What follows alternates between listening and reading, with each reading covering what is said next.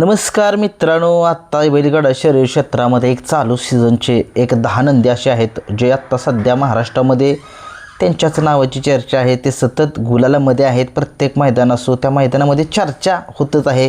10 नंदी बघतोय आपण. त्या 10 मधलामध्ये सुरुवात करतोय 10 नंबरच्याच नंदीला.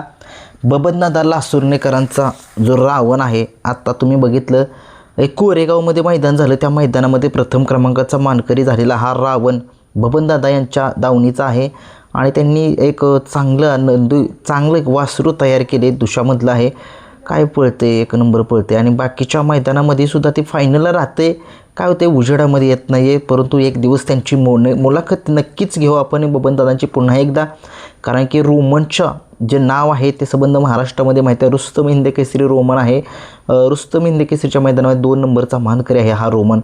बघूया कशा पद्धतीनं हा रावण त्याचं नाव चालवतोय आणि अजून रोमन पळतोय. तरी पण 9 नंबरला घेतोय मी संतोष तोडकर, समाजसेवक संतोष तोडकर यांचा जो साई आहे, सगळ्या महाराष्ट्राला माहिती आहे. प्रत्येक मैदानामध्ये गुलाल हा मिळवतोय असा हा साई संतोष तोडकर यांचा काय सगळ्या महाराष्ट्राला माहिती आहे. सरांचा होता तो बैल आणि सरांच्या नावाचा जरी नसेल तो, परंतु सरांच्या नावानेच ओळखला जातो. त्याला सरांचा सुंदर असा हा सुंदर 11-11 आता 8500चा 11-11 हा सुंदर चांगलं नाव करतोय. संबंध महाराष्ट्राला माहीत आहे तो काय पळतोय, कशा पद्धतीनं पळतोय.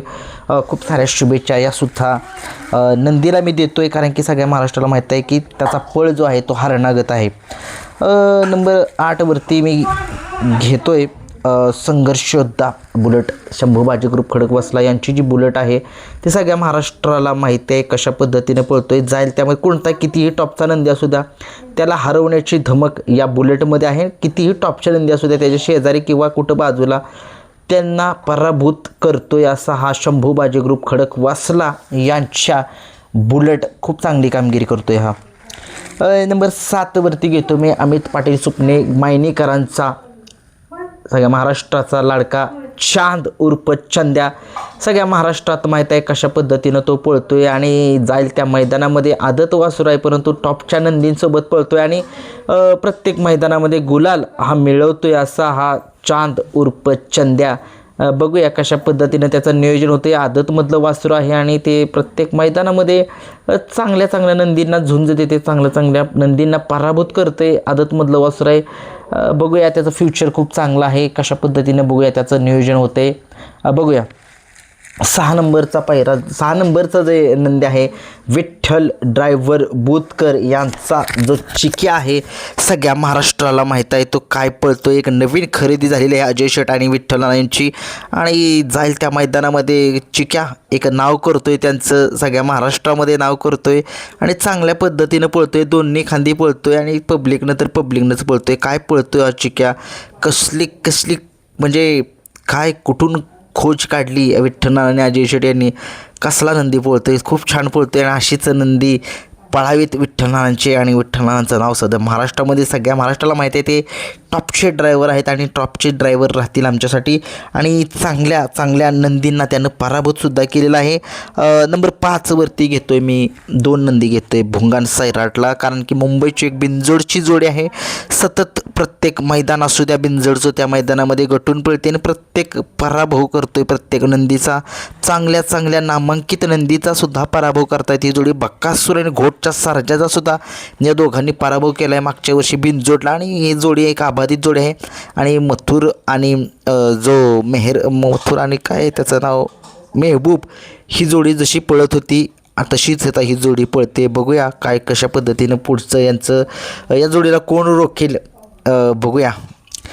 4 नंबरची जोडी आहे पुशेगावची हिंद केसरीची जोडी सचिन लक्ष. हे दोघांना सुद्धा मी 4थ्या नंबरला ठेवतोय, कारण की या महाराष्ट्रामध्ये तुम्हाला माहिती आहे आदत वासर आहेत. आदत वासरांनी वडकीच्या मैदानामध्ये हिंद केसरीच्या 2 नंबर मिळवला आणि ज्या पुशेगावच्या मैदानामध्ये 1 नंबर मिळवला. अशी ही जोडी आहे. दोघेही ठकास माठक आहेत. खूप छान शुभेच्छा यासुद्धा जोडीला.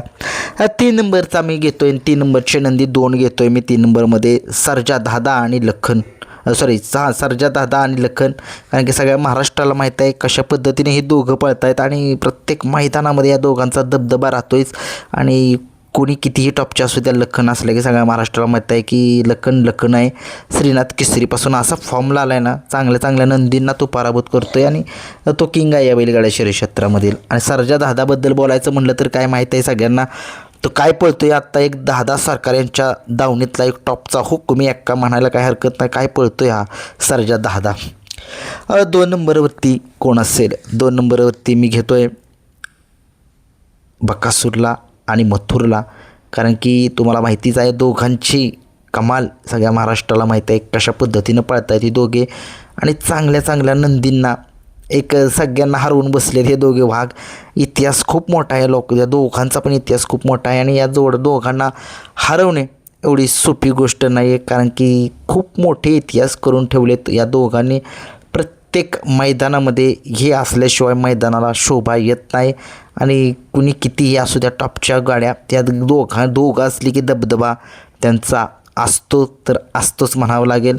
आणि बघूया आता कशा पद्धतीनं त्यांचं नियोजन होतं आहे. मथुर थोडासा आजारी आहे आपला आणि कमबॅक होईल मथुरचं, लवकरच कमबॅक होईल. आणि बकासूरचं सगळ्या महाराष्ट्रामध्ये आहे कशा पद्धतीनं पळतो असा हा बकासूर. 1 नंबरवरती कोण असेल? 1 नंबरवरती मी घेतो चिक्याला.